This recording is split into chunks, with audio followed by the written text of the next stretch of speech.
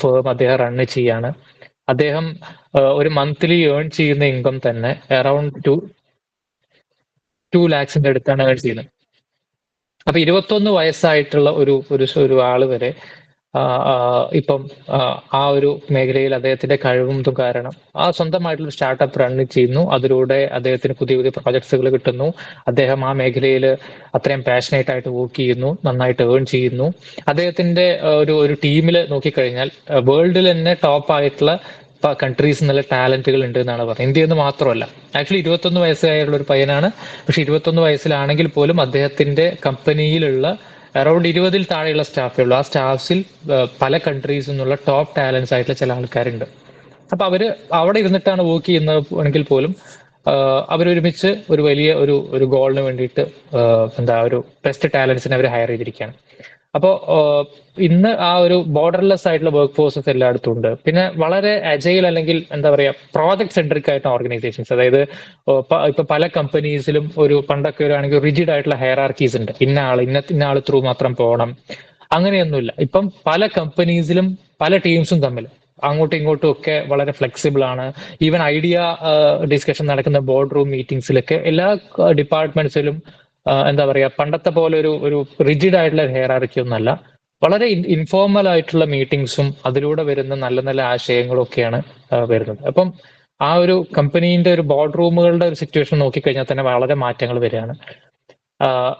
നമ്മള് വേറൊരു ആദ്യം പറഞ്ഞ പോലെ തന്നെ ഡാറ്റയെ കംപ്ലീറ്റ്ലി ഡിപ്പെൻഡന്റ് ആണ് പല ഡിസിഷൻസിനും വേണ്ടിയിട്ട്. അപ്പൊ ഇതാണ് ഒരു പ്രധാനപ്പെട്ട ഒരു 4 ട്രെൻഡുകൾ നമുക്ക് പറയാനുള്ളത്.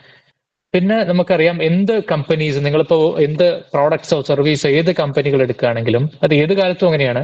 എക്കോ ഫ്രണ്ട്ലിയോ അല്ലെങ്കിൽ സസ്റ്റൈനബിളോ ആയിട്ടുള്ള പ്രോഡക്ട്സുകളോ അല്ലെങ്കിൽ സർവീസസിനൊക്കെയാണ് എപ്പോഴും വാല്യൂ ഉള്ളത്. അത് ഏത് കാലത്തും അങ്ങനെ തന്നെയാണ്. ഇപ്പൊ ഇനി വരുന്ന കാലഘട്ടത്തിൽ അത് അങ്ങനെ തന്നെയായിരിക്കും, കുറച്ചുകൂടെ കൂടും. അതുപോലെ എപ്പോഴും കമ്പനീസിൽ തന്നെ ഒരു റീസ്കില്ലിംഗ് കൾച്ചർ പല കമ്പനീസിലും ഇപ്പൊ അവർ തന്നെ സ്റ്റാഫിന് റീസ്കില്ലിങ്ങിനും അപ്സ്കില്ലിങ്ങിനും ഒക്കെയുള്ള കോഴ്സുകൾ സജസ്റ്റ് ചെയ്ത് ലേണിംഗ് പ്ലാറ്റ്ഫോംസ് ഒക്കെ ഉണ്ട്. അത് കുറച്ച് കാലമായിട്ട് പുതിയ ഒരു ട്രെൻഡ് അല്ല, പക്ഷെ ഇപ്പൊ അത് ഒന്നുകൂടെ കൂടി. എല്ലാവരും നിർബന്ധമായിട്ട് ചില മേഖലയിൽ കോഴ്സുകൾ, ചെറിയ ചെറിയ പ്രോഗ്രാംസുകൾ ചെയ്യണം എന്നുള്ള ഒരു കാര്യമാണ്. വേറൊരു പ്രധാനപ്പെട്ട ഒരു മാറ്റം എന്താണെന്ന് വെച്ച് കഴിഞ്ഞാൽ, പണ്ടൊക്കെ നമുക്കറിയാം കോർപ്പറേറ്റ് കൾച്ചർ എന്നൊക്കെ പറയുമ്പോൾ വളരെ ഹെൽത്തിനും വെൽബീയിങ്ങിനും അധികം പ്രാധാന്യം കൊടുക്കാതെ കംപ്ലീറ്റ്ലി വർക്കിന് ആയിട്ടുള്ള അങ്ങനെയൊക്കെയുള്ള ഒരു ചിന്ത ഉണ്ടായിരുന്നു, അല്ലെങ്കിൽ ഒരു കൾച്ചർ എവിടെയൊക്കെയോ നമ്മുടെ മനസ്സിലുണ്ടായിരുന്നു. പക്ഷെ അത് കംപ്ലീറ്റ്ലി ഇപ്പൊ പല സ്ഥലങ്ങളിലും മാറി. കാരണം എംപ്ലോയീസിന്റെ ടോട്ടൽ വെൽബീയിങ്ങിനെ കൺസിഡർ ചെയ്തുകൊണ്ടുള്ള പ്രോഗ്രാംസ് മിക്കവാറും കമ്പനീസ് അഡോപ്റ്റ് ചെയ്യാൻ തുടങ്ങി. അങ്ങനെയാണെങ്കിൽ മാത്രമേ, കാരണം ഒരാളുടെ വെൽബീയിങ്ങിനെ എഫക്ട് ചെയ്യുന്ന രീതിയിൽ അയാളുടെ വർക്ക് എഫക്ട് ചെയ്യുകയാണെങ്കിൽ അയാളുടെ ലൈഫിനെയൊക്കെ അത് എഫക്ട് ചെയ്യാൻ തുടങ്ങും. അപ്പൊ അതുകൊണ്ട് അതിന് വേണ്ടിയിട്ട് നമ്മൾ ഹാപ്പിനെസ് ഇൻഡെക്സ് എന്ന് പറയാം, വേണമെങ്കിൽ എംപ്ലോയീസിന്റെ ഹാപ്പിനെസ് ഇൻഡെക്സ്, എത്രത്തോളം എന്റെ കമ്പനിയിൽ എംപ്ലോയീസ് ഹാപ്പിയാണ്, ഇത്തരം കാര്യങ്ങളിലൊക്കെ കുറച്ച് കൂടുതൽ കൺസിഡർ ചെയ്യാൻ തുടങ്ങി. അതുപോലെ പല കമ്പനീസിലും ഇപ്പം ഞാൻ ഇപ്പോൾ വർക്ക് ചെയ്യുന്ന ഫേമിലൊക്കെ നമ്മൾ ഓണ്ടർപ്രണർഷിപ്പ് പോലെ ഇൻട്രാപ്രണർഷിപ്പ് നിങ്ങൾ കേട്ടിട്ടുണ്ടായിരിക്കും. കമ്പനീസിൽ തന്നെ ഒരു സ്റ്റാർട്ടപ്പ് അറ്റ്മോസ്ഫിയർ പോലെ ഉണ്ടായി. പുതിയ പുതിയ പ്രോഡക്ട്സിനെ കുറിച്ച് റിസർച്ച് നടക്കുന്ന ടീമുകൾ, അതിൽ ഇൻട്രസ്റ്റ് ഉള്ള ആൾക്കാർക്ക് അതിൽ ജോയിൻ ചെയ്യാം. ഇപ്പൊ നിങ്ങളൊരു കമ്പനിയിൽ വർക്ക് ചെയ്യുകയാണെങ്കിൽ ആ കമ്പനിയുടെ പ്രോഡക്ട്സിലോ സർവീസസിലോ ഒക്കെ എന്തെങ്കിലും കാര്യമായ മാറ്റം കൊണ്ടുവരാനോ പുതിയ പുതിയ എന്തെങ്കിലും ഇന്നോവേഷൻസ് കൊണ്ടുവരാനോ ഒക്കെ ഉണ്ടെങ്കിൽ അങ്ങനെയുള്ള താല്പര്യമുള്ള ഏതൊരാൾക്കും, സപ്പോസ് ഇപ്പോൾ നിങ്ങളൊരു ഫിനാൻസ് ഗൈ ആണെങ്കിൽ പോലും, if you are interested in some innovations and അതിലുണ്ടെങ്കിൽ you can be a part of that. അങ്ങനെ ഒരു ഇന്നോവേഷൻ സെല്ലുകൾ നമുക്കിപ്പോൾ കോളേജസിലൊക്കെ ഉള്ള ഒരു ഇന്നോവേഷൻ സെല്ലുകൾ പോലെ തന്നെ പല കമ്പനീസിലും ഉണ്ട്. അപ്പൊ നിങ്ങൾക്ക് ഒരു സ്റ്റാർട്ടപ്പ് ഫൗണ്ടറിന്റെ പോലെ തന്നെ നിങ്ങൾക്ക് കുറെ കാര്യങ്ങൾ എക്സ്പെരിമെന്റ് ചെയ്യാം. അതിനുവേണ്ടി സപ്പോർട്ട് ചെയ്യുന്ന ഒരു ടീം അവിടെ ഉണ്ടായിരിക്കും. എല്ലാം കമ്പനീസിന്റെ ഒരു ഇതായി. അപ്പൊ ഇത്രയും പല മാറ്റങ്ങളും വളരെ വിസിബിൾ ആയിട്ട് എല്ലാ കമ്പനീസിലും വന്നു തുടങ്ങി. ഇതാണ് ഏറ്റവും പ്രധാനപ്പെട്ട ഒരു 8 മാറ്റങ്ങൾ എന്ന് പറയാണ്. ഇനി നിങ്ങൾ എല്ലാവരും ഈ മേഖലയിലേക്ക് വരുമ്പോൾ നിങ്ങൾക്ക് എന്തൊക്കെയാണ് ഇപ്പം ഇൻഡസ്ട്രി പ്രതീക്ഷിക്കുന്നത് നിങ്ങളിൽ നിന്ന് എന്നുള്ളത്, നിങ്ങളുടെ സർട്ടിഫിക്കേഷൻസ് എന്നുള്ളതിനേക്കാളൊക്കെ ഉപരി ഒരു സ്കിൽസ് എന്നുള്ള രീതിയിൽ നിങ്ങൾക്ക് ഏറ്റവും ഇൻഡസ്ട്രി പ്രതീക്ഷിക്കുന്ന മേഖലകൾ എന്തൊക്കെയാണെന്ന് ക്വിക്കായിട്ട് നോക്കാം. ഒന്ന്, നമുക്കറിയാം ഡിജിറ്റൽ ആൻഡ് AI ഫ്ലുവൻസി. അങ്ങനെ പറയുമ്പോൾ എല്ലാവരും ഇപ്പൊ ഒരു കോഡിംഗ് അല്ലെങ്കിൽ ഏതെങ്കിലും ഒരു ലാംഗ്വേജിൽ ഫ്ലുവന്റ് ആവുക അങ്ങനെ ആയിരിക്കണം എന്നുള്ളൊരു നിർബന്ധമല്ല. ഇഫ് ദാറ്റ് ഈസ് ദർ വളരെ നല്ലത്, ഒരു സംശയമില്ല. പക്ഷേ അതുകൊണ്ട് മാത്രമല്ല, നിങ്ങൾക്ക് ബേസിക് ആയിട്ടുള്ള AI-യുടെ ടൂൾസ് യൂസ് ചെയ്യാനോ, അല്ലെങ്കിൽ ഒരു പ്രോസസ്സ് നടക്കുമ്പോൾ അതിനെ ഓട്ടോമേറ്റ് ചെയ്യാനോ, അല്ലെങ്കിൽ നിങ്ങളുടെ നിങ്ങളുടെ ഡാറ്റാസ് എല്ലാം ഇപ്പം ഒരു ഡിജിറ്റൽ പ്ലാറ്റ്ഫോംസിലേക്ക് കൊണ്ടുവരാനോ, അതിനൊക്കെ അങ്ങനെ എല്ലാം കംപ്ലീറ്റ്ലി ഒരു ഡിജിറ്റൽ AI ഫ്ലുവൻസി നിങ്ങൾക്ക് ഉണ്ടോ എന്നുള്ളതാണ് ഒന്നാമത്തെ ഒരു ഇൻഡസ്ട്രിയിലെ വലിയൊരു ഡിമാൻഡ്. അപ്പൊ അതിനുവേണ്ടി നിങ്ങൾക്ക് ഒരുപാട് സ്കിൽസ് ഒക്കെ നിങ്ങൾക്ക് അക്വയർ ചെയ്യാൻ പറ്റും. രണ്ട്, നിങ്ങളൊരു ഡിസിഷൻ എടുക്കുമ്പോൾ നമ്മൾ ക്യുക്കായിട്ട് തന്നെ ഇപ്പൊ ചില സ്കൂൾസിലൊക്കെ ബൂട്ട് ക്യാമ്പുകൾ നടക്കുമ്പോൾ നമ്മൾ ശ്രദ്ധിക്കാറുണ്ട്. ചെറിയ ഡിസിഷൻ എടുക്കുമ്പോൾ പോലും നമ്മൾ അതിന്റെ പ്രോസ് ആൻഡ് കോൺസ് എല്ലാം ഇവാലുവേറ്റ് ചെയ്ത് അങ്ങനെ നിങ്ങൾക്ക് പഠിക്കുകയാണെങ്കിൽ അതിന്റെ മുന്നോട്ട് പോകുമ്പോൾ എനിക്ക് എങ്ങനെ അതിന് റിട്ടേൺ ഓഫ് ഇൻവെസ്റ്റ്മെന്റ് കിട്ടും, അങ്ങനെയൊക്കെ ഒരു ചിന്തിച്ച് ഒരു ഡിസിഷൻ എടുക്കുന്നതും നേരെ മറിച്ച് ബ്ലൈൻഡ് ആയിട്ട് ഒരു ഡിസിഷൻ എടുക്കുന്നതും തമ്മിൽ നല്ല ഡിഫറൻസ് ഉണ്ട്. അപ്പൊ ഈ ഇൻഡസ്ട്രിയിലേക്ക് വരുമ്പോൾ ഏത് തീരുമാനം എടുക്കുകയാണെങ്കിൽ it should be backed by the data. നിങ്ങളൊരു ഡിസിഷൻ എടുക്കുന്നു ഒരു പൊസിഷനിൽ, ആ ഡിസിഷൻ എന്തുകൊണ്ട് എടുത്തു എന്നുള്ളതിനെ കുറിച്ച് കൃത്യമായിട്ടുള്ള ഡാറ്റയെ ബേസ് ചെയ്ത് ഫ്യൂച്ചർ ഫോർകാസ്റ്റ് ചെയ്തുകൊണ്ട് അങ്ങനെ ബേസ് ചെയ്തിട്ട് ഒരു തീരുമാനം എടുക്കാൻ പറ്റുന്ന ഒരു സ്കിൽസ് നിങ്ങൾക്ക് അക്വയർ ചെയ്യാൻ പറ്റണം. തേർഡായിട്ട് പറയുകയാണെങ്കിൽ നമ്മൾ എപ്പോഴും മാറ്റങ്ങൾക്ക് വിധേയമായിക്കൊണ്ടിരിക്കുകയാണ്. അതായത് ഇപ്പൊ പല കമ്പനീസിലും ഈ അക്വിസിഷൻസ് എല്ലാം നടക്കുന്നുണ്ട്. ഇപ്പം AI ബേസ്ഡ് സ്റ്റാർട്ടപ്സ് ഒക്കെ പലതും വലിയ വലിയ ഫേംസ് അക്വയർ ചെയ്യുന്നുണ്ട്. പഴയ ഒരുപക്ഷെ ലീഡർഷിപ്പ് ബോർഡ്സുകളൊക്കെ മാറിക്കൊണ്ടിരിക്കുന്നുണ്ട്. അപ്പൊ അങ്ങനെ വരുന്ന സമയത്ത് ആ ഒരു ചേഞ്ചിനെ മനസ്സിലാക്കാൻ പറ്റുന്ന ഒരു അതിനനുസരിച്ച് എക്സിക്യൂട്ട് ചെയ്യാൻ പറ്റുന്ന, അപ്പൊ ഒരു പ്രത്യേകിച്ച് ഒരു കമ്പനീന്റെ ബോർഡോ അല്ലെങ്കിൽ അതിന്റെ ഒരു പുതിയ ടീം അക്വയർ ചെയ്യുകയൊക്കെ ചെയ്യുന്ന സമയത്ത് ആ കമ്പനീന്റെ കൾച്ചർ മാറുകയായി, കംപ്ലീറ്റ്ലി അതിന്റെ രീതികൾ മാറുകയായി. അതിനനുസരിച്ചിട്ട് അവിടുത്തെ വർക്കുകളും പ്രോജക്റ്റുകൾക്കൊന്നും മാറ്റം വരാത്ത രീതിയിൽ, അതോടൊപ്പം തന്നെ മറ്റു പല ടീമുകളെ ഇൻകോർപ്പറേറ്റ് ചെയ്തുകൊണ്ട് ക്രോസ് ഫങ്ഷണൽ പ്രോജക്ട്സുകൾ, ഒരു പ്രത്യേക ടീമിനെ മാത്രമല്ല ഒരു കമ്പനിയിൽ തന്നെ പല പ്രോജക്ട് ടീമുകളുണ്ട്, അവരെല്ലാം ഇൻകോർപ്പറേറ്റ് ചെയ്തുകൊണ്ട് ചെയ്യാൻ പറ്റുന്നതും അങ്ങനെയൊക്കെയുള്ള ഒരു രീതി ഇൻഡസ്ട്രിയിൽ വരുന്നുണ്ട്. ഇപ്പൊ നമ്മൾ എഞ്ചിനീയറിംഗ് പെർസ്പെക്റ്റീവിലൊക്കെ പറയാറുണ്ട്, ഞാൻ ഇന്ന കമ്പ്യൂട്ടർ സയൻസ് ബിടെക് ആണ് പഠിക്കുന്നത്, അല്ലെങ്കിൽ ഞാനൊരു മെക്കാനിക്കലാണ് പഠിക്കുന്നത്, അതുകൊണ്ട് ഞാൻ ഇതിൽ മാത്രം കോൺസെൻട്രേറ്റ് ചെയ്യുക എന്നുള്ളതല്ല. നമുക്ക് മറ്റ് ബ്രാഞ്ചുകളുമായി ബന്ധപ്പെട്ട് ഒക്കെ അല്ലെങ്കിൽ എന്തൊക്കെ ചെയ്യാൻ പറ്റും, അങ്ങനെയും നമുക്ക് ഒരു ക്രോസ് ഫങ്ഷണലായിട്ട് നമ്മൾ കോളേജ് പഠനകാലത്ത് തന്നെ അങ്ങനെ ശീലിക്കണം. നാലാമത്തെ ഒരു വലിയൊരു പ്രതീക്ഷ എന്ന് പറഞ്ഞാൽ നമുക്ക് ശ്രദ്ധിക്കേണ്ടത്, കസ്റ്റമർ ഏത് കാലത്തും അറിയാം, നമ്മൾ പറയും കസ്റ്റമർ ഇസ് ദ കിങ് പറഞ്ഞിട്ട്. അപ്പൊ ഓരോ വ്യക്തിക്കും കസ്റ്റമൈസ് ആയിട്ടുള്ള എക്സ്പീരിയൻസസും സൊല്യൂഷൻസും ഒക്കെ കൊടുക്കുന്ന ഇപ്പൊ പല പ്ലാറ്റ്ഫോമുകളും നമുക്കറിയാം. ഇപ്പം ഞാനിപ്പോ വർക്ക് ചെയ്യുന്ന ഒരു ഫേമിൽ അവര് നമ്മുടെ ടീം വർക്ക് ചെയ്യുന്ന സ്റ്റുഡൻസ് പലരും പല രീതിയിലുള്ള കോഴ്സസ് പഠിക്കുന്നുണ്ടെങ്കിൽ, ഇപ്പോൾ ഒരു പെർസ്പെക്റ്റീവിൽ നമ്മൾ പറയുകയാണെങ്കിൽ ഓരോ സ്റ്റുഡന്റിന്റെ ലേണിംഗ് രീതികൾ വ്യത്യാസമായിരിക്കും. അപ്പൊ പ്രത്യേകിച്ച് ഒരു എക്സാമ്പിൾ, ഇപ്പൊ പൈത്തൺ എന്നുള്ള ഒരു കോഴ്സ് ഒരു കുട്ടി പഠിക്കാൻ ആഗ്രഹിക്കുകയാണെങ്കിൽ അത് പല രീതിയിൽ പഠിക്കാൻ ഇഷ്ടപ്പെടുന്ന കുട്ടികൾ ഉണ്ടായിരിക്കും. ചില ആൾക്കാർ ഒരു വീഡിയോസിലൂടെ ആയിരിക്കാം, ചില ആൾക്കാർ കുറച്ച് ഒരു പ്രാക്ടീസിലൂടെ ആയിരിക്കാം, അങ്ങനെ ചില ആൾക്കാർ ഇന്റേൺഷിപ്പിലൂടെ ആയിരിക്കാം. അപ്പോൾ ആദ്യം തന്നെ ഒരു സ്റ്റുഡന്റിന്റെ ലേണിംഗ് ഏത് രീതിയിലാണ് അവർക്ക് ഇൻട്രസ്റ്റഡ് എന്ന് ഒരു പ്രത്യേക ടെസ്റ്റിലൂടെ മനസ്സിലാക്കി അതിനനുസരിച്ച് അവർക്ക് പറ്റുന്ന ബെസ്റ്റ് സർവീസസ് എങ്ങനെ, ചില കുട്ടികൾക്ക് ഓൺലൈൻ പ്ലാറ്റ്ഫോം ആണെങ്കിൽ അങ്ങനെ ആ രീതിയിൽ അവർ ലേണിങ്ങിനെ കസ്റ്റമൈസ് ചെയ്യുന്ന രീതിയിൽ നമ്മുടെ ഒരു അത്രയും കസ്റ്റമർ ഡീറ്റെയിൽ സെൻട്രിക് ആയിട്ടുള്ള ഇന്നോവേഷൻസും ഒരു പ്ലാറ്റ്ഫോമിലൂടെയൊക്കെ പോകുന്നുണ്ട്. അപ്പൊ ഇതുപോലെ എല്ലാ കമ്പനീസും അവരുടെ പ്രോഡക്ട്സിനെയും സർവീസസിനെയും ആ ഒരു കസ്റ്റമറുടെ മാറുന്ന മാറ്റങ്ങൾക്കനുസരിച്ചിട്ട് അവരുടെ യൂസർ എക്സ്പീരിയൻസ് ഏറ്റവും ഭംഗിയാക്കാൻ വേണ്ടിയിട്ടുള്ള ശ്രമങ്ങൾ വരുന്നുണ്ട്.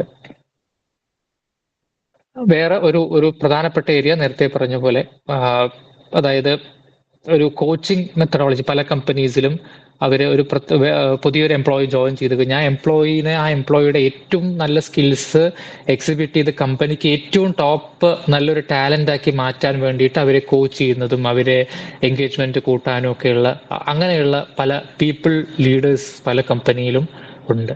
അത് വലിയൊരു മാറ്റമാണ് മാനേജ്മെന്റ് രംഗത്ത്. ആ ഒരു ഏരിയയിൽ ഇൻട്രസ്റ്റ് ഉള്ള ആൾക്കാരാണെങ്കിൽ അതിലേക്ക് പോകും. അപ്പോൾ ഒരു ഫ്രഷർ ആയിട്ട് ജോയിൻ ചെയ്ത് കഴിഞ്ഞാൽ അയാളുടെ കംപ്ലീറ്റ് ലേണിംഗ് സൈക്കിൾ ട്രാക്ക് ചെയ്യാണ്, ഹൗ ഹാപ്പി ഹീസ്. അപ്പൊ ഒരു എംപ്ലോയി അത്രയും ആക്റ്റീവ് ആയിട്ട് പങ്കെടുക്കുന്നത്, അത്രയും എല്ലാ രീതിയിലും ആ എംപ്ലോയിനെ കെയർ ചെയ്യുന്ന സമയത്ത് ആ എംപ്ലോയി ഏറ്റവും നല്ലൊരു ഔട്ട്പുട്ട് കമ്പനിക്ക് തരും എന്നുള്ളതാണ്, അവരുടെ പെർഫോമൻസ് അത്രയും ഭംഗിയായിരിക്കും എന്നുള്ളതാണ് അതിന്റെ ഒരു ബാക്ക്ഗ്രൗണ്ട് ഉള്ളത്.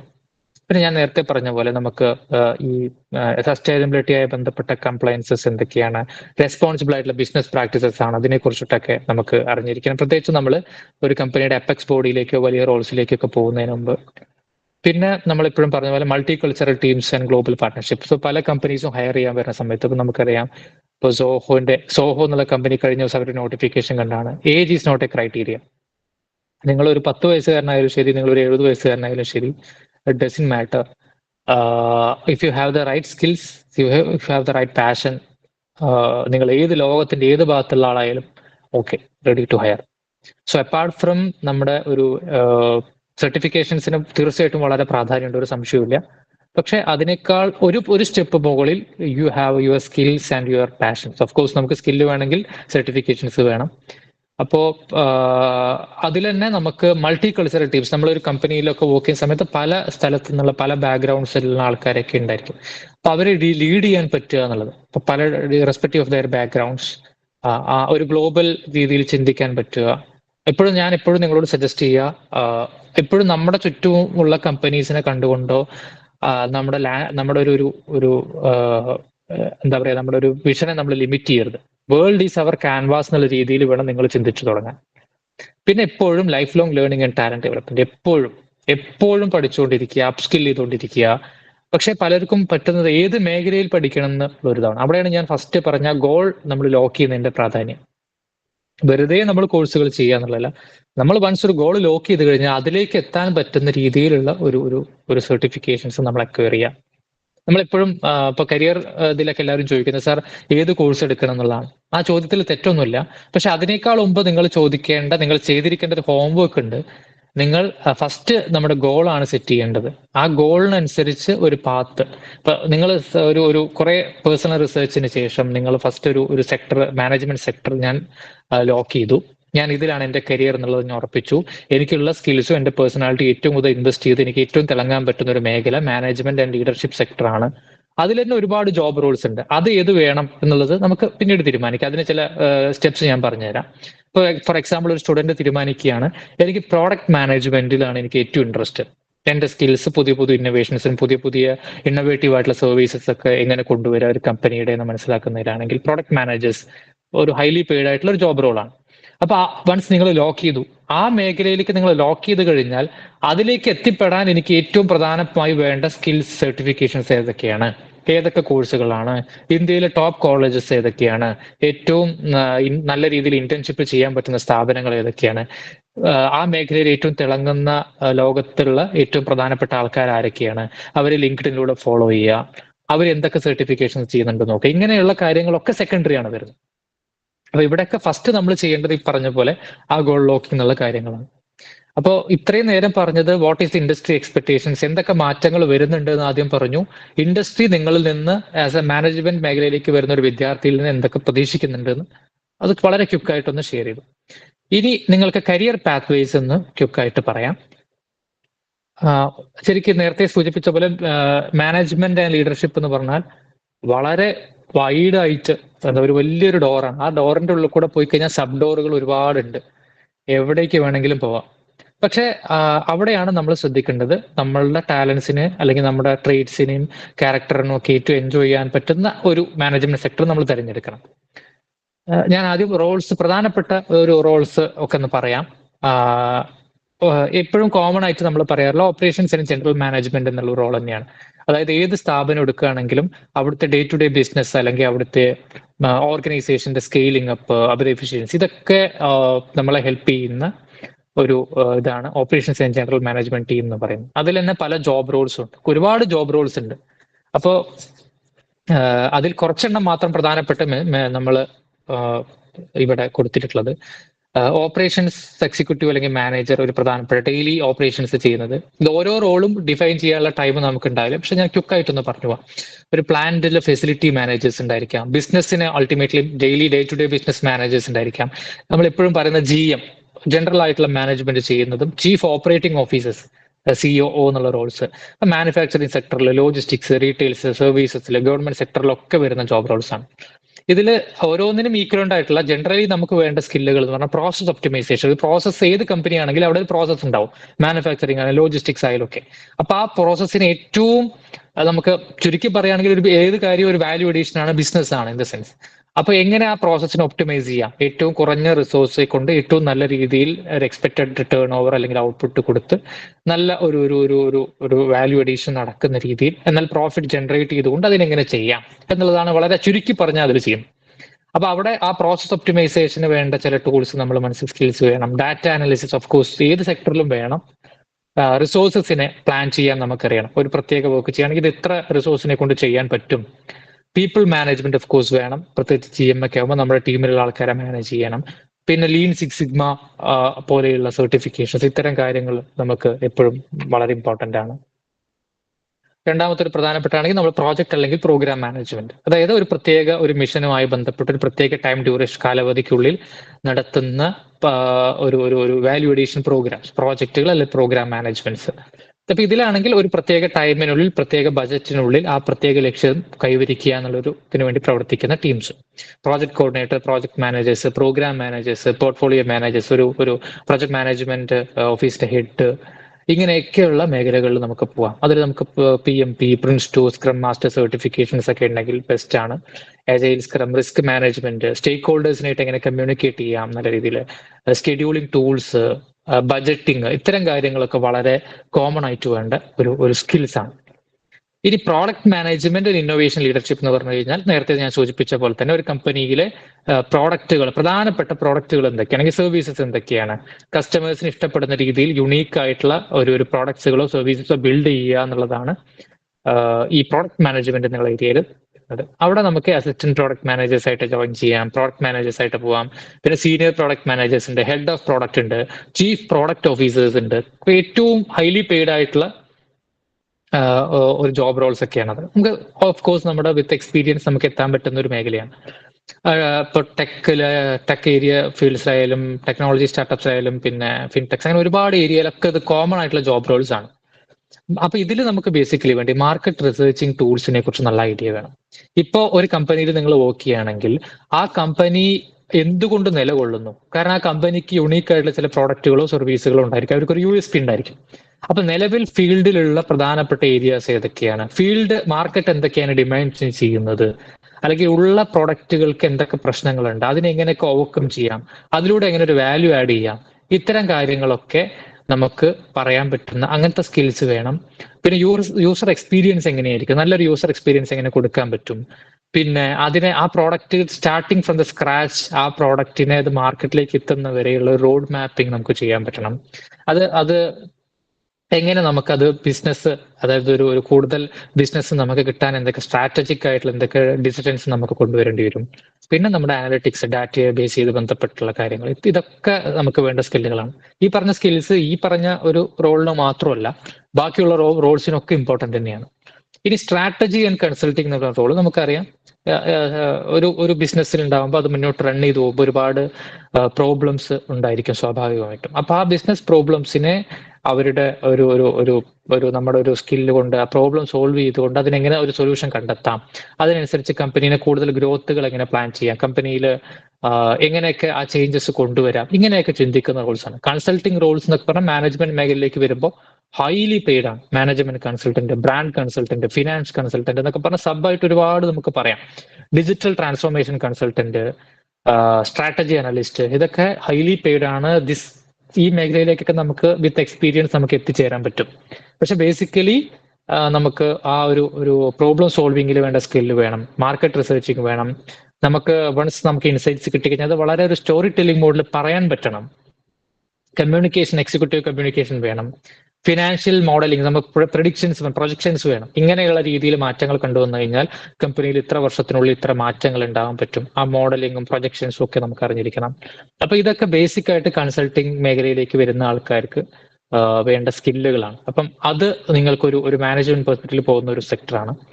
ഇനി human resource and people leadership, അതായത് മാനേജ്മെന്റ് മേഖലയിലേക്ക് വരുന്നവരിൽ നിങ്ങൾ മറ്റുള്ള ആളുകളുമായിട്ട്, പ്രത്യേകിച്ച് ആളുകളോട് സംസാരിക്കുമ്പോഴോ മറ്റ് ആളുകളുമായിട്ട് മിങ്കിൾ ചെയ്യുമ്പോഴോ നിങ്ങളുടെ ആ ഒരു ഇന്റർപേഴ്സണൽ സ്കിൽസ്, ഇത്തരം കാര്യങ്ങളൊക്കെ കുറച്ച് ഡോമിനന്റ് ആയിട്ട് നിൽക്കുകയാണ് എങ്കിൽ നിങ്ങൾക്ക് പറ്റാവുന്ന HR business partners, talent managers, talent acquisition managers, നിങ്ങൾക്ക് നല്ല നല്ല ടാലന്റുകളെ കണ്ടെത്തി അതിനനുസരിച്ച് കമ്പനിയുടെ വിഷൻ അനുസരിച്ച് അവരെ ഗൈഡ് ചെയ്ത് അവരെ കൃത്യമായ ജോബ് റോൾസിലേക്ക് അവരെ ഇന്റർവ്യൂ പ്രോസസ് എല്ലാം നടത്തി അവരെ ആ ടാലന്റിനെ നമ്മുടെ ബെസ്റ്റ് ടാലൻസിനെ നിങ്ങളുടെ കമ്പനിയുടെ ഭാഗമാക്കാൻ പറ്റും.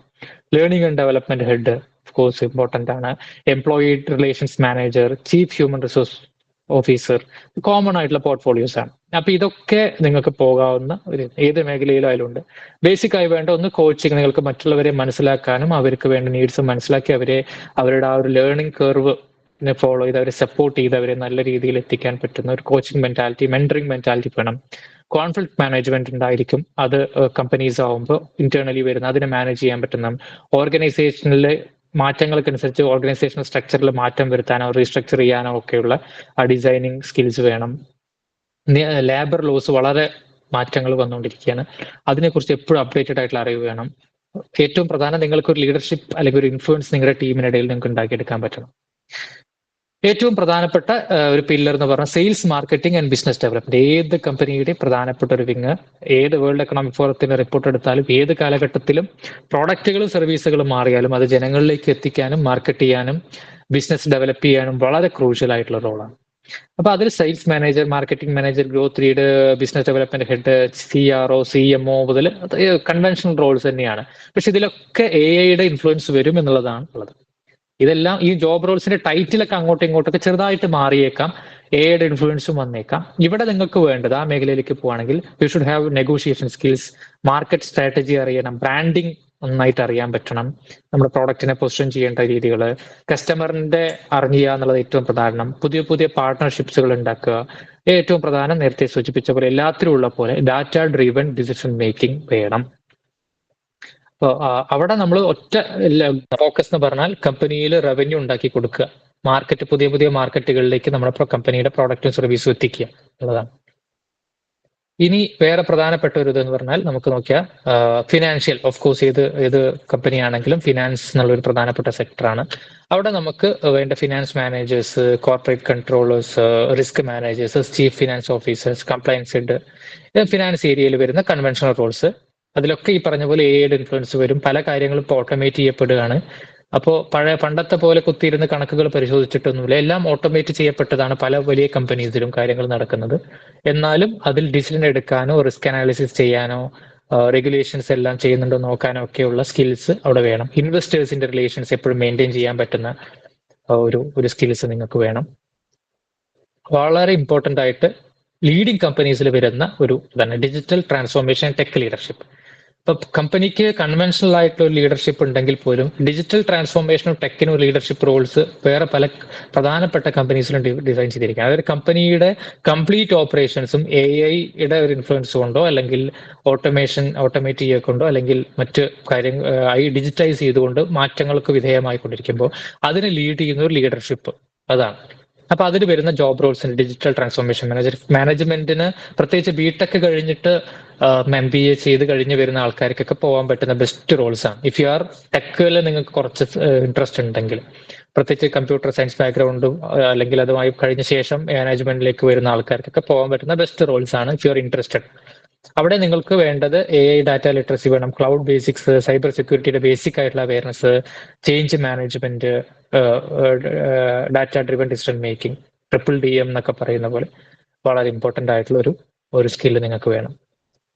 ഫൈനലി ഒരു പ്രധാനപ്പെട്ട വേറൊരു ഏരിയ എന്ന് പറഞ്ഞാൽ ഓൺടർപ്രണർഷിപ്പ് ആൻഡ് സ്റ്റാർട്ടപ്പ് ലീഡർഷിപ്പ്. നിങ്ങൾക്ക് ഇപ്പം MBA കഴിഞ്ഞിട്ടോ BPA കഴിഞ്ഞിട്ടോ ഏത് മേഖല കഴിഞ്ഞാലും ഇപ്പോൾ നമ്മുടെ ഗവൺമെന്റ് ഏറ്റവും കൂടുതൽ സപ്പോർട്ട് ചെയ്യുന്ന U can B an entrepreneur.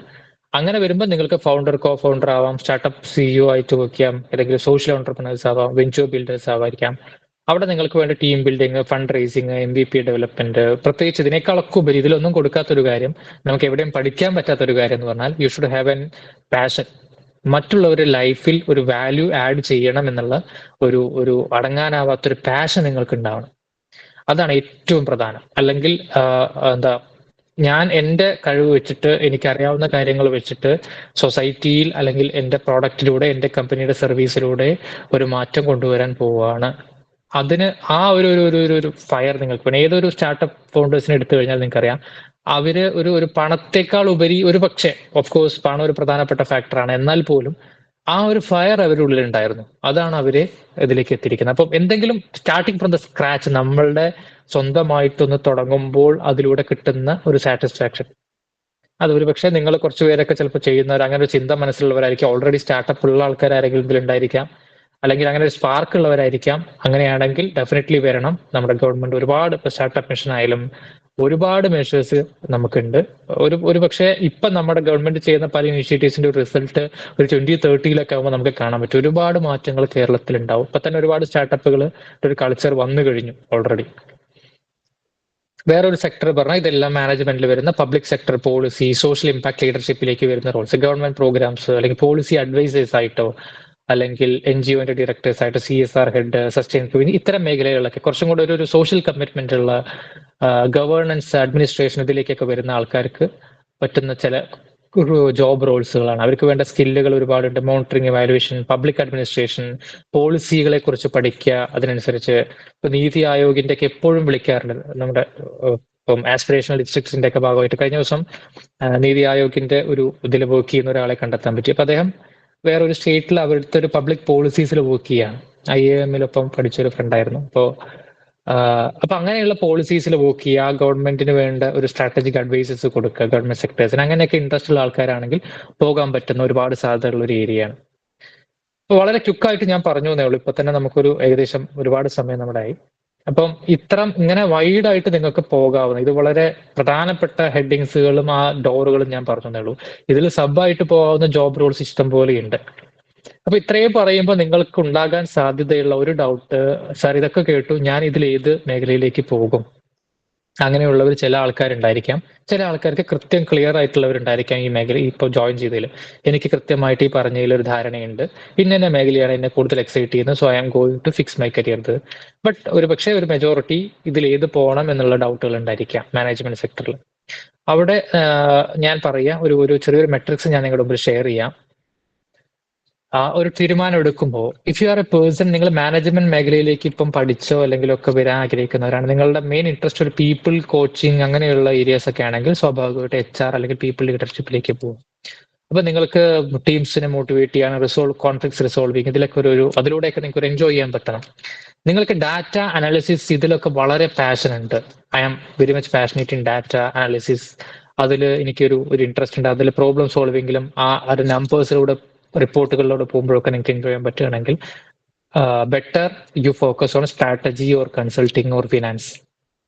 ഈ ഡാറ്റ അനാലിസിസ് എന്നുള്ളത് നിങ്ങളിപ്പോൾ ഇഫ് യു ആർ HR-ലാണെങ്കിൽ പോലും അതും ആവശ്യം തന്നെയാണ്. പക്ഷെ കൂടുതൽ ഫോക്കസ് ഇതിലാണെങ്കിൽ നിങ്ങൾക്ക് സ്ട്രാറ്റജി, കൺസൾട്ടിങ്, ഫിനാൻസ് ആയിരിക്കും.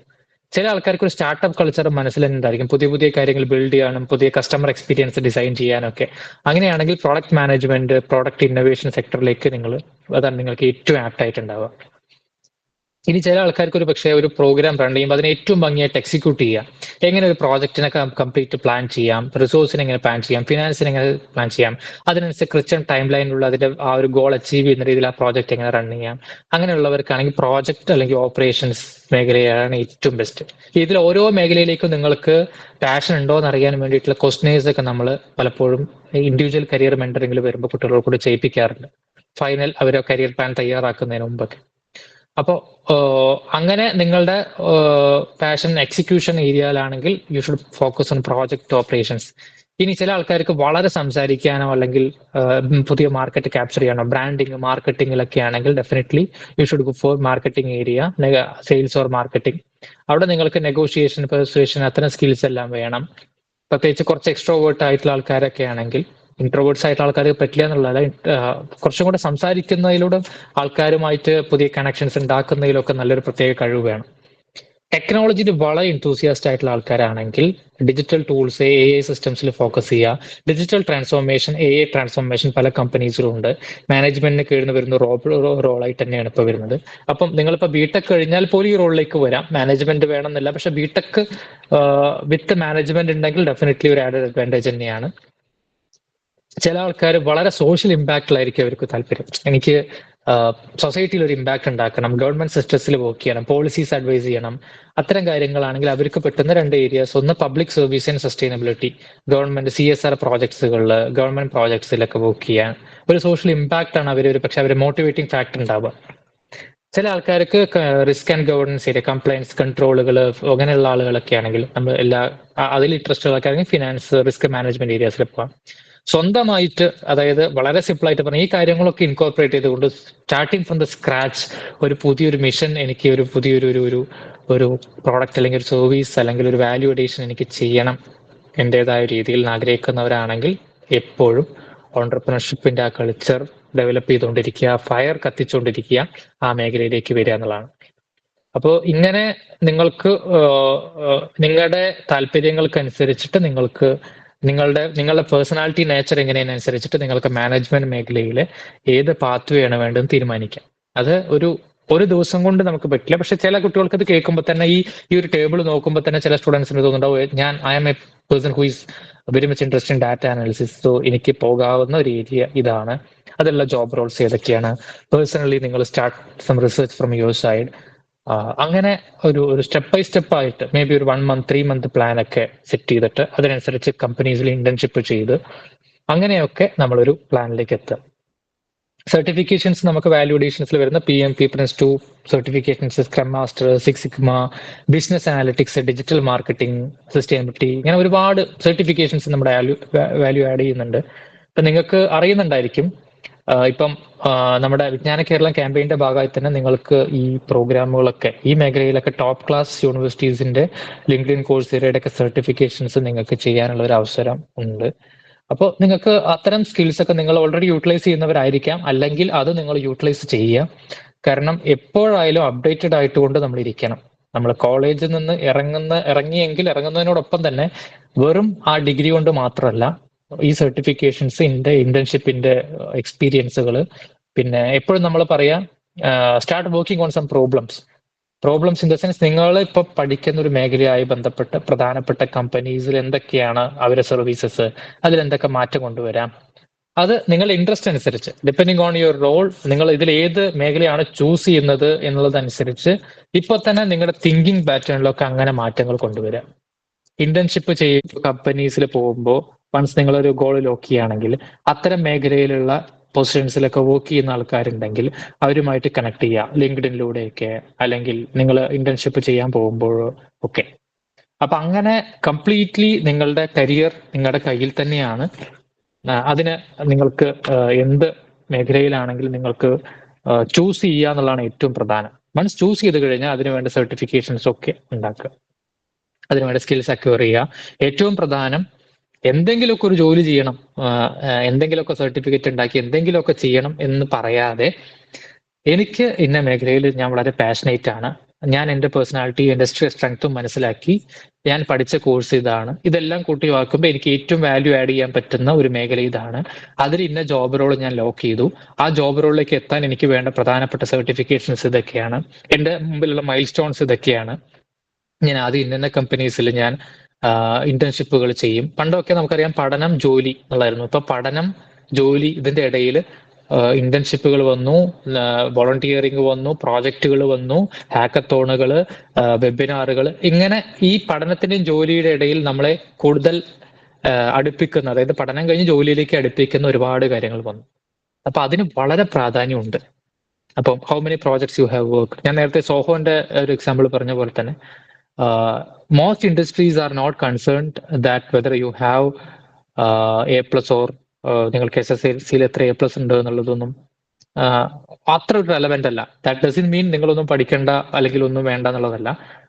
അതുപോലും ഇല്ലെങ്കിൽ അതിലും താഴെ പോവും. പക്ഷെ അതിനേക്കാളൊക്കെ ഉപരി ഒരു പാഷൻ നിങ്ങൾക്കുണ്ടോ, ഒരു കമ്പനിയിൽ ഒരു പ്രോബ്ലം ഉണ്ടെങ്കിൽ അത് സോൾവ് ചെയ്യാൻ വേണ്ടി നിങ്ങൾക്ക് നിങ്ങളുടെ മൈൻഡ് സെറ്റ് അങ്ങനെയാണോ തിങ്ക് ചെയ്യുന്നത്, അങ്ങനെ ഒരു പാഷൻ നിങ്ങൾക്ക് ഉണ്ടോ എന്നുള്ളതും, നിങ്ങൾക്ക് അതിന് വേണ്ട സ്കിൽസും സർട്ടിഫിക്കേഷൻസും ഉണ്ടോ എന്നുള്ളതും, നിങ്ങൾ ഇന്റേൺഷിപ്പ് ചെയ്തിട്ടുണ്ടോ, നിങ്ങൾ വോളണ്ടിയർഷിപ്പ് ചെയ്തിട്ടുണ്ടോ, നിങ്ങൾ ഒരു ഗ്ലോബൽ പെർസ്പെക്റ്റീവിൽ ചിന്തിക്കുന്നുണ്ടോ, നിങ്ങൾ എപ്പോഴും അപ്ഡേറ്റഡ് ആയിട്ടിരിക്കുന്നുണ്ടോ, ഇപ്പോഴും നിങ്ങൾ കൺവെൻഷണൽ ആയിട്ടുള്ള ടൂൾസ് ഒക്കെയാണ് യൂസ് ചെയ്യുന്നത്, AI ടൂൾസ് യൂസ് ചെയ്യാനെങ്കിലും അറിയോ.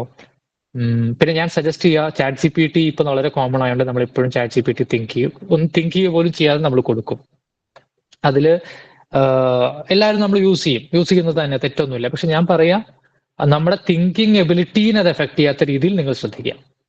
നമ്മുടേതായ ഒരു വിഷൻ പലപ്പോഴും അതിനൊന്ന് റിഫൈൻ ചെയ്യാനോ ഫർദർ ഇൻസൈറ്റ്സ് തരാനോ ഒക്കെ നമുക്ക് ഇത്തരം ടൂൾസ് ഒക്കെ ഉപയോഗിക്കാം. പക്ഷെ നമ്മുടെ mind is the biggest tool that we have. അപ്പൊ അതിനെ കറക്റ്റായിട്ട് യൂട്ടിലൈസ് ചെയ്യാൻ നമുക്ക് പറ്റണം. പിന്നെ കുറച്ച് കാര്യങ്ങൾ ഞാൻ ഇവിടെ ഒന്ന് ഷെയർ ചെയ്യാം സ്ക്രീനിൽ. ഇത് വളരെ ഇമ്പോർട്ടന്റ് ആണ് ഒരു ജോബ് കരിയർ പെർസ്പെക്റ്റീവിൽ. ഒന്ന്, ഇന്റേൺഷിപ്പുകൾ ഞാൻ പറഞ്ഞു. 2, പ്രോജക്റ്റുകൾ എന്തെങ്കിലും ചെയ്യുമ്പോൾ സോഷ്യൽ റിലവൻസ് ഉള്ള പ്രോജക്റ്റുകൾ ചെയ്യാം. നിങ്ങൾ ടെക് ബാക്ക്ഗ്രൗണ്ടിലുള്ളവരാണെങ്കിൽ ഹാക്കത്തോണുകളോ മറ്റു കാര്യങ്ങളോ ഒക്കെ നിങ്ങൾക്ക് ടെക് ബാക്ക്ഗ്രൗണ്ട് വേണമെന്നൊന്നുമില്ല ആർക്കാണെങ്കിലും നിങ്ങളുടെ മേഖലയായി ബന്ധപ്പെട്ട പുതിയ ഇതുപോലുള്ള വെബിനാർസിൽ നിങ്ങൾ അറ്റൻഡ് ചെയ്യുക. ഐ അപ്രീഷിയേറ്റ് യു കംപ്ലീറ്റ്ലി ഇത്തരം വെബിനാർസിൽ നിങ്ങൾ ജോയിൻ ചെയ്യുന്നതിൽ. കാരണം അപ്പോഴേ നമുക്ക് ഇൻഡസ്ട്രിയിൽ എന്ത് നടക്കുന്നു എപ്പോഴും അപ്ഡേറ്റഡ് ആയിക്കൊണ്ടിരിക്കുള്ളൂ. നിങ്ങൾ ആഡ് ഓൺ സ്കിൽ സർട്ടിഫിക്കേഷൻസ് നേരത്തെ പറഞ്ഞ പോലെ വിജ്ഞാന കേരളം ക്യാമ്പയിന്റെ ഭാഗമായിട്ട് തന്നെ നിങ്ങൾക്ക് ഫ്രീ ആയിട്ട് ചെയ്യാവുന്ന ഓപ്പർച്യൂണിറ്റീസ് ഒക്കെ കംപ്ലീറ്റ് ഉപയോഗപ്പെടുത്തുക. പ്രൊഫഷണൽ നെറ്റ്വർക്കിംഗ് വളരെ ഇമ്പോർട്ടന്റ് ആണ്. നിങ്ങൾ ലിങ്ക്ഡിനിലൂടെയൊക്കെ നിങ്ങളുടെ മേഖലയുമായി ബന്ധപ്പെട്ട ആൾക്കാരെ ഫോളോ ചെയ്യാം. ഞാൻ സജസ്റ്റ് ചെയ്യുക, നിങ്ങൾ ഇൻസ്റ്റാഗ്രാമിലൊക്കെ സ്പെൻഡ് ചെയ്യുന്ന സമയത്തിന്റെ പകുതി സമയം നിങ്ങൾ ലിങ്ക്ഡിനിൽ സ്പെൻഡ് ചെയ്യുകയാണെങ്കിൽ നിങ്ങളുടെ വിവരവും വെക്കും, നിങ്ങൾക്ക് കുറച്ച് നല്ല നെറ്റ്വർക്ക് ഉണ്ടാക്കാനും പറ്റും. അപ്പൊ നിങ്ങൾ വൺസ് നിങ്ങളുടെ മേഖലയിൽ ഇപ്പൊ പ്രോഡക്റ്റ് മാനേജേഴ്സ് ആവണമെന്ന് ആഗ്രഹിക്കുന്ന കുട്ടി ഏറ്റവും പ്രധാനപ്പെട്ട ഗൂഗിൾ പോലെയുള്ള കമ്പനീസോ പ്രധാനപ്പെട്ട കമ്പനീസിന്റെ ഒക്കെ പ്രോഡക്റ്റ് മാനേജേഴ്സിനെ ഫോളോ ചെയ്യുക. അവർ എന്തൊക്കെ സർട്ടിഫിക്കേഷൻസ് ചെയ്യുന്നു, ഇത്തരം കാര്യങ്ങളിൽ നല്ലൊരു അവബോധം ഉണ്ടാക്കുക. Soft skills and communication skills improve ചെയ്യുക, എപ്പോഴും നല്ലൊരു പേഴ്സണാലിറ്റി മെയിൻറ്റെയിൻ ചെയ്യുക, എപ്പോഴും മൈൻഡ് ടേക്ക് കെയർ ചെയ്തുകൊണ്ടിരിക്കുക, health and fitness take care ചെയ്തുകൊണ്ടിരിക്കുക. ഇങ്ങനെയൊക്കെ ചെയ്യുമ്പോൾ നമ്മുടെ കരിയർ ഓട്ടോമാറ്റിക്കലി നല്ല രീതിയിലേക്ക് വരും. കാരണം നമുക്കറിയാം ഇപ്പൊ വലിയൊരു കോമ്പറ്റീഷൻ, ഓരോ വർഷം പഠിച്ചിറങ്ങുന്ന വിദ്യാർത്ഥികളുടെ എണ്ണമൊക്കെ വളരെ വലുതാണ്. ഒരു വർഷം തന്നെ 8 to 10 lakh students pass out ആവുന്നു, അതിൽ പ്ലേസ്ഡ് ആവുന്ന കുട്ടികളുടെ എണ്ണം. അപ്പൊ എല്ലാവർക്കും ഒരു കൺഫ്യൂഷൻ ഉണ്ടാവും, ഞാൻ പ്ലേസ്ഡ് ആവുമോ എന്നുള്ളത്. അപ്പോൾ നിങ്ങൾ അതിനെക്കുറിച്ച് ബോധർ ചെയ്യേണ്ട. If you have the right skills, passion, നിങ്ങൾക്ക് ഒരു മേഖല ഉണ്ടെങ്കിൽ നിങ്ങൾക്ക് ഒരു ജോബ് ഒരു വിഷയമല്ല. അപ്പൊ ഞാൻ എപ്പോഴും കുട്ടികളോട് പറയാറുള്ളത്, ഒരു കരിയർ ഡയറി ഒരു ഡയറി നിങ്ങൾ കയ്യിൽ വെക്കുക. വൺസ് നിങ്ങളുടെ ഗോൾ ലോക്ക് ചെയ്ത് കഴിഞ്ഞാൽ ആ മേഖലയെ കുറിച്ചിട്ട് ഒരു പേഴ്സണൽ റിസർച്ച് ചെയ്യാം. ഇതൊക്കെ നമ്മുടെ വിരൽത്തുമ്പിൽ തന്നെ ഉണ്ട്. ഇപ്പൊ പ്രോഡക്റ്റ് മാനേജർ ആയിട്ട് വർക്ക് ചെയ്യുന്ന ഒരാള്, അയാൾ ഒരു ദിവസം എങ്ങനെ ഉണ്ടായിരിക്കും, A day in the life of A product manager എന്തായിരിക്കും, എന്തൊക്കെ കാര്യങ്ങൾ ഞാൻ ചെയ്യും. അല്ലെങ്കിൽ ഒരു റിസ്ക് മാനേജേഴ്സ്, അല്ലെങ്കിൽ ഞാൻ ഒരു ചീഫ് ട്രാൻസ്ഫോർമേഷൻ ഓഫീസർ, ഇങ്ങനെ ഏതെങ്കിലും ഒരു മേഖലയിൽ വർക്ക് ചെയ്യുന്ന ഒരാളുടെ ഒരു ഡേ എങ്ങനെ ഉണ്ടായിരിക്കും. ഇതിനൊക്കെ നമുക്ക് യൂട്യൂബിലും നമുക്ക് ഒരുപാട് ഇതിലൂടെ ഇൻഫർമേഷൻസ് അവൈലബിൾ ആണ്.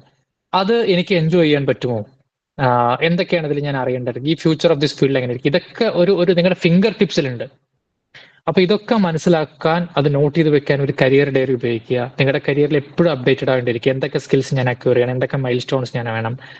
I would suggest that write it in a diary itself. ആ റൈറ്റിംഗ് എന്നുള്ളതിന് ഒരു പ്രധാനപ്പെട്ട ഇമ്പോർട്ടൻസ് ഉണ്ട്. അപ്പൊ ക്വാളിഫിക്കേഷൻസ് ഇതൊക്കെ നോട്ട് ചെയ്ത് വെക്കുക. പിന്നെ നമ്മൾ എപ്പോഴും പറയുന്ന പിന്നെ ഇന്റർവ്യൂ ആയി ബന്ധപ്പെട്ട കാര്യങ്ങൾ, അതിലേക്ക് ഞാൻ അധികം പോകുന്നില്ല, നമ്മുടെ ടൈം ഓൾറെഡി 8:30 ആയി. അപ്പൊ കരിയർ ഡയറി, പിന്നെ നിങ്ങളുടെ ഒരു ജോബിന് അപ്ലൈ ചെയ്യുന്ന സമയത്ത് ഒരു പ്രത്യേക സെക്ടർ ലോക്ക് ചെയ്ത് അതിനനുസരിച്ച് നിങ്ങളുടെ CV ഒപ്റ്റിമൈസ് ചെയ്യുക, ATS ഫ്രണ്ട്ലി ആക്കുക, ജോബ് സൈറ്റുകൾ രജിസ്റ്റർ ചെയ്യുക, ആഡ് ഓൺ സർട്ടിഫിക്കേഷൻസ് ചെയ്യുക, ഇന്റേൺഷിപ്പുകൾ ചെയ്യുക, പ്രൊഫഷണൽ നെറ്റ്വർക്കിംഗ് ചെയ്യുക. ഇങ്ങനെയൊക്കെ ചെയ്യുന്ന ഒരാളെ സംബന്ധിച്ചിടത്തോളം ഡെഫിനറ്റ്ലി അവരൊരു ജോബിലേക്ക് എത്തും, ഒരു സംശയമില്ല. ഇൻഡസ്ട്രിക്ക് അങ്ങനത്തെ ആൾക്കാരെയാണ് വേണ്ടത്, കേവലം വെറും ബിരുദമുള്ള ആൾക്കാരോ സർട്ടിഫിക്കറ്റ് ഉള്ള ആൾക്കാരെ അല്ല. ഫൈനലി ഈ സൈഡിൽ കാണുന്ന ഒരു കാര്യം ഞാൻ നിങ്ങളോട് ഷെയർ ചെയ്യാണ്. ഫസ്റ്റ് പറയുന്ന ആറ്റിറ്റ്യൂഡിൽ നിന്ന്, ഒരുപക്ഷെ നിങ്ങളത് കണ്ടിട്ടുണ്ടോ എന്നറിയില്ല, ലാസ്റ്റ് പറയുന്ന ഒരു ആറ്റിറ്റ്യൂഡിലേക്ക് നിങ്ങളുടെ മൈൻഡ് എത്തിച്ചേരണം.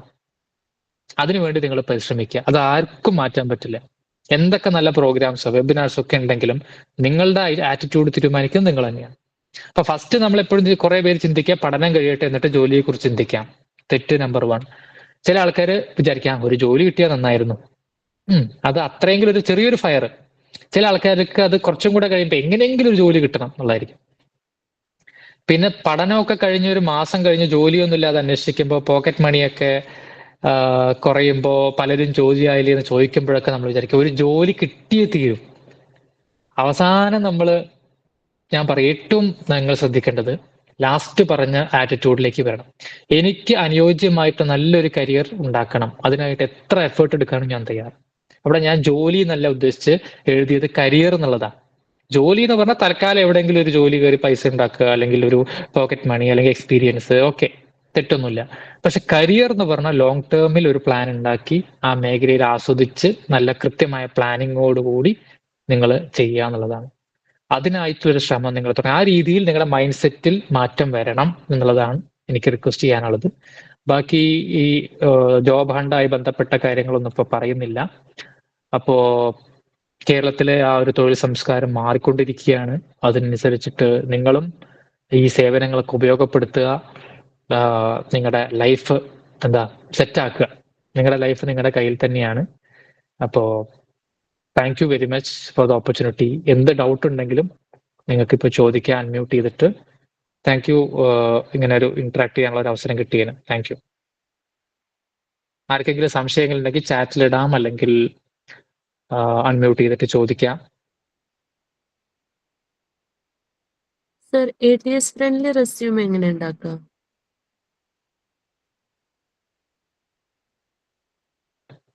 ഹലോ, കേൾക്കുന്നുണ്ടോ? യെസ്. കേൾക്കുന്നുണ്ട്. ഓക്കെ.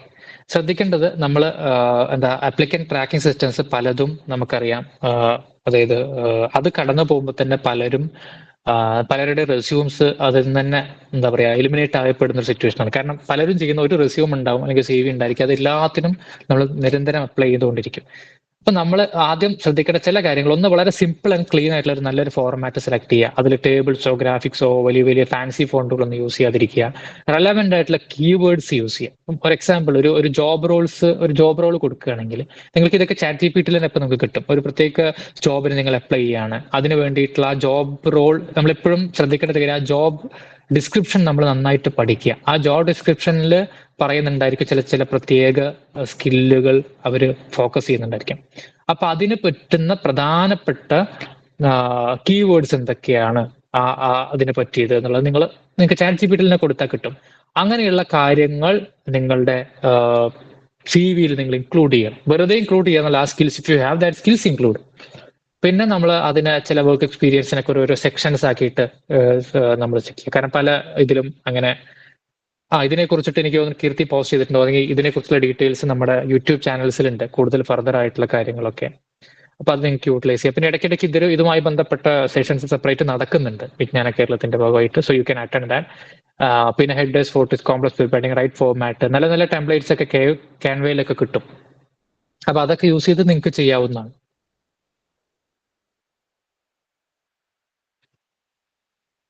ഓക്കെ, മറ്റ് എന്തെങ്കിലും സംശയങ്ങൾ ഉണ്ടെങ്കിൽ നിങ്ങൾക്ക് ചോദിക്കാം, സെക്ടറായി ബന്ധപ്പെട്ടോ. ജസ്റ്റ് ഒരു ക്വിക്ക് ആയിട്ടുള്ളൊരു ചോദ്യം, നിങ്ങൾക്ക് ഈ സെഷൻ കഴിഞ്ഞൊരു 1 hour ഏതെങ്കിലും രീതിയിൽ ഒരു വാല്യൂ അഡീഷൻ നടന്നോ, യൂസ്ഫുൾ ആയോ? ചാറ്റിലൊന്ന് നിങ്ങൾ റെസ്പോൺസ് തരിക. എനിക്കറിയില്ല ഞാൻ കൂടുതൽ വൺ സൈഡഡ് ആയി പോയോ എന്നുള്ളത്, പക്ഷേ ആ ഒരു 1 hour-നുള്ളിൽ നിങ്ങൾക്ക് കുറച്ച് കാര്യങ്ങൾ കൺവേ ചെയ്യണം എന്നുള്ളതുകൊണ്ട് അങ്ങനെ പറഞ്ഞു എന്നേ ഉള്ളൂ. യൂസ്ഫുൾ ആയോ? Okay, thank you for your response. Archana, Josna, Sancho. ഏതെങ്കിലും രീതിയിൽ നിങ്ങൾക്ക് സംശയങ്ങൾ ഇനി ഫർദർ ആയിട്ടുണ്ടെങ്കിൽ നിങ്ങൾക്ക് ഇപ്പൊ ചോദിക്കാം. SHRM സർട്ടിഫിക്കേഷനെ പറ്റി. ഏത് മേഖലയിലാണ് ചോദിക്കുന്നത്? SHRM, ഹ്യൂമൻ റിസോഴ്സ് മാനേജ്മെന്റിന്റെ SHRM എന്ന് പറയുന്ന സർട്ടിഫിക്കറ്റ് ഇല്ലേ? അതെ പറഞ്ഞോളൂ. അതിനെ പറ്റി അതെങ്ങനെ നമുക്ക് എങ്ങനെയാണെന്ന് വെച്ചാൽ എങ്ങനെ ആ സർട്ടിഫിക്കേഷൻസ് കിട്ടും എന്നുള്ളതാണോ? യെസ്. ഒരുപാട് പ്ലാറ്റ്ഫോമുകൾ ഉണ്ട്. ഇപ്പൊ നിങ്ങൾക്ക് ഏറ്റവും ലീഡിംഗ് ആയിട്ടുള്ള ഈവൻ IIMs-ന്റെ ഒക്കെ വരെയുള്ള പ്രോഗ്രാമുകൾ ഉണ്ട്. ഇപ്പൊ പണ്ടത്തെ പോലെയുള്ള ഒരു പ്രത്യേക അക്കാഡമി മുഖേനയോ അല്ലെങ്കിൽ പ്രത്യേകതയിലോ മാത്രമല്ല, അല്ലെങ്കിൽ പ്രത്യേക ഒരു എൻട്രൻസുകൾ മുഖേനയൊന്നുമല്ല. If you are interested, leading IIMs in the country are offering programs suited for any candidates. ഇപ്പൊ അതിന് പലതിനും അവരുടേതായ എൻട്രൻസുകളാണ്. ഈ മാറ്റുകളൊക്കെ ഉണ്ട്, ബെസ്റ്റ് പ്രോഗ്രാംസുകൾ അതിനുണ്ട്. അപ്പോൾ ടോപ്പ് ആയിട്ടുള്ളത് IIMs പോലുള്ള അക്കാഡമീസ് ആയിട്ട് അസോസിയേറ്റ് ഉള്ള പ്രോഗ്രാംസുകൾ തന്നെ നിങ്ങൾ ചെയ്യാം. അതാണ് ഏറ്റവും നല്ലത്. പിന്നെ നിങ്ങൾക്ക് അല്ലാതെ ഇപ്പോൾ ഇതിലൂടെ തന്നെ കിട്ടുന്ന സർട്ടിഫിക്കേഷൻസ് ഒക്കെ ധാരാളം ഉണ്ടായിരിക്കും. ഓൺലൈൻ പ്ലാറ്റ്ഫോംസിലൂടെ പോലെയുള്ള കാര്യങ്ങളിലൊക്കെ ഷോർട്ട് ടേം പ്രോഗ്രാംസ് ആണെങ്കിൽ അങ്ങനെ ചെയ്യാം. ലോങ് ടേം ആണെങ്കിൽ I would suggest leading top tier ഇൻസ്റ്റിറ്റ്യൂഷൻസിലുള്ള തന്നെ, ലീഡിംഗ് ബി സ്കൂൾസിൽ തന്നെ നിങ്ങൾക്ക് ചെയ്യാം.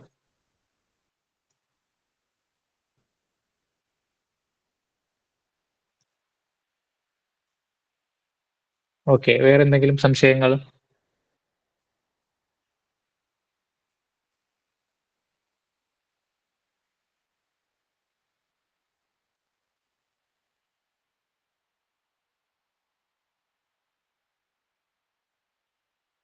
വേറെ ഏതെങ്കിലും സംശയങ്ങൾ ആർക്കെങ്കിലും ഉണ്ടോ?